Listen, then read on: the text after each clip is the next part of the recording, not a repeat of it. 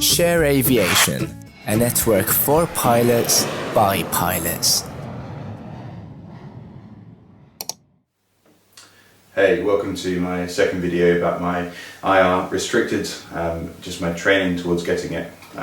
So this is my second video in the series. I'll probably be making around about 15 to 20 videos in this series as I go through lesson by lesson.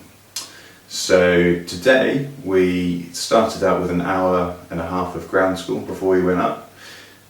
So we actually had a 2-hour session of ground school before we even started flying, and we just went through a lot of the basics of instrument flying and also the difference between a precision and a non-precision approach. And today we had a bit of a recap of that, particularly looking at surveillance radar approaches.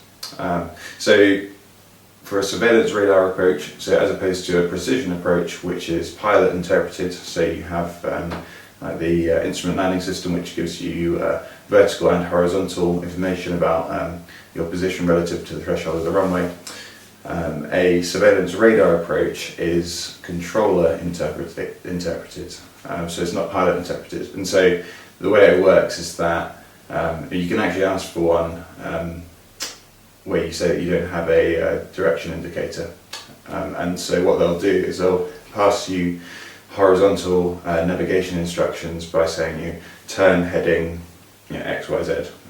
Although if you ask for one without a, I forget what the technical term is, but basically saying that you don't have a directional indicator, then what they'll do is they'll tell you to start turning start turning right or start turning left, and they'll tell you when to stop turning. And that's how they kind of give you horizontal navigation. And then they will say, so they can see you on their radar, and they will say to you, you're 6 miles away from the runway, you should be at 1,800 feet. Then they'll give you guidance every half mile, saying that that's where they detect you being distance from the threshold, and they'll tell you what altitude you should expect to be at in order to be flying the correct slope into the runway. So what they can do is they'll take you all the way down to 600 feet, which is 2 miles away. So you're on a 300 feet per mile descent. So that's a slightly different measure of descent rate. So normally we talk about feet per minute in descent rate, and that's what the vertical speed indicator is for. It tells you your vertical speed in feet per minute. Whereas when it comes to an SRA, you're looking at feet per mile. So you have to actually convert from feet per minute to feet per mile, or kind of vice versa. So basically, because obviously it depends on what airspeed you're doing, and actually so there are kind of ways of working it out. There's a really simple formula where you just take your airspeed and you multiply it by 5. So let's say you were travelling at 80 knots, then you would multiply that by 5, you say 400, okay, so my descent rate needs to be 400 feet per minute in order to achieve 300 feet descent for every mile that I travel forwards. So that's kind of the basics of the glide slope, and then once you get down to 600 feet, if you can't see the runway, then you'll continue at 600 feet, and you have to time until you're going to be over the threshold of the runway, and then once you're over there, you'll commence a missed approach according to the approach plate. So that's something that we did the ground school for, and then we went out flying, and we did some stuff that I didn't do last time. So the main one was unusual attitude recovery. So you do them with VFR PPL training, and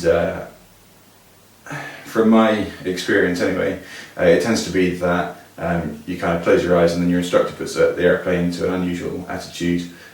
You open your eyes, look at the attitude indicator, and then you'll look outside the aircraft and you will do your corrective measure.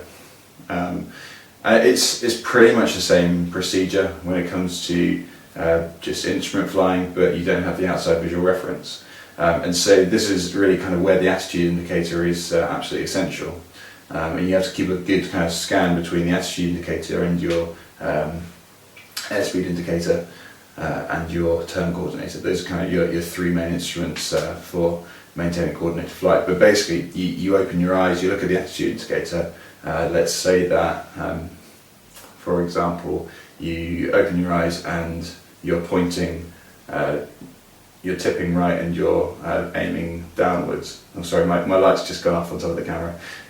Let's say that's what's happened. Then you would immediately take out the power, roll wings level, and then pull back. And so while that's not different to VFR, the difference is just the kind of how it looks and feels while you're recovering. So whereas with VFR, I don't know, I guess it is the same thing really, but it's just that you really have to rely on your instruments a lot more. So with today, it is very much about, you've got to make sure that your wings are completely level while recovering. You've got to make sure that you've got a little white dot on the attitude indicator, and you've got to, it's called splitting the dot, so you've got to keep that white line which says that your attitude is level. You've got to split the dot until your airspeed comes to the right speed, and you just got to kind of be that much more accurate with it.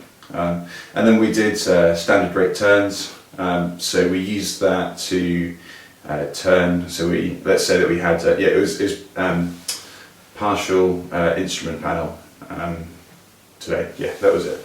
Because we took out the attitude indicator, and we also took out the directional gyro. And so basically the only kind of reference that we had was the magnetic compass and the turn coordinator as to kind of which direction we're pointing in and how we were turning. So the idea was to say, I'm currently on this heading, wings level, stable flight. That's what the magnetic compass says. And then to say, well, I want to get to this heading. So let's say, for example, kind of really simple example, I need to do a 180 degree turn. So I need to go back the other direction. Then you just say, okay, well, I'm going to left turn 180 degrees. Let's say we're facing north. So then you would turn onto the rate 1 turn with a stopwatch, and you start the stopwatch. You go around for a minute, and then you roll wings level. And in theory, you should come out on the correct heading. And it's all just about how you need to be as accurate as possible, because if you're not completely consistent all the way around, then you're not going to come out on the right heading. So that is, you do learn that with VFR stuff, because you do an hours of IMC awareness, and that's kind of part of it, is being able to do a rate 1 turn to go 180 degrees and come out of inadvertent IMC. So that is part of the VFR course, but it's that much more essential when it comes to IMC, because you're going to be using it a lot more than you would expect to as a VFR pilot. So we did all that, and then we flew back to Manchester Barton, and my instructor demonstrated a surveillance radar approach. So he kind of simulated what the conversation would be like if we were talking to Manchester Barton doing that approach. So he demonstrated it for me, and we came down to our minimum altitude, which is 600 feet, 2 miles away from the runway. We simulated that we couldn't see the threshold of the runway still, so we carried on at 600 feet, and then we actually did a low-level visual circuit at 600 feet to come in, because we had to do the surveillance radar approaches on a different runway to the one we normally land on, just because of the way that it's set out at Manchester Barton. So the normal runway tends to be runway 27, but if we were to do an SRA from there, we would have to go back at least 8 miles, which would take us straight into Manchester International's controlled airspace. So obviously we can't do it on that. So we actually did it on runway 20 today. So we came in, we did the approach, and then went around and came around and landed on 27. So yeah, I mean that's what we did, and I guess I'm just feeling like I'm getting more and more confident with the kind of basic instrument flying, holding headings and doing coordinated rate 1 turns and coming out on the correct heading. And also, once again, RT, over the radio. What's kind of going on at the moment is that my instructor is kind of being the radar controller, and then I'm responding to him. So the idea is that he can help me to improve my radio skills, but I'm not actually broadcasting that while I'm brushing up. So that it's only my instructor who hears what I said, so that it's not until I'm more competent that I'm going to be broadcasting kind of for instrument procedures and to a radar controller. So yeah, and it was good today. It was I found it quite fascinating doing the surveillance radar approach. I thought it was quite cool. I tried to, obviously my instructor was keeping a visual lookout outside the airplane while simulating doing the SRA, but I tried to just keep as much of a view inside the cockpit as possible, just so that I'd get a decent idea of what it might feel like to fly down to minima, and then look up and see if you could actually visually find the runway. And yeah, that was quite a cool experience. I think it's just going to be a case of getting more used to that kind of procedure from now on. So thanks for watching my second video. I'm booked in next week, so hopefully I'll have another video in this series in about a week's time.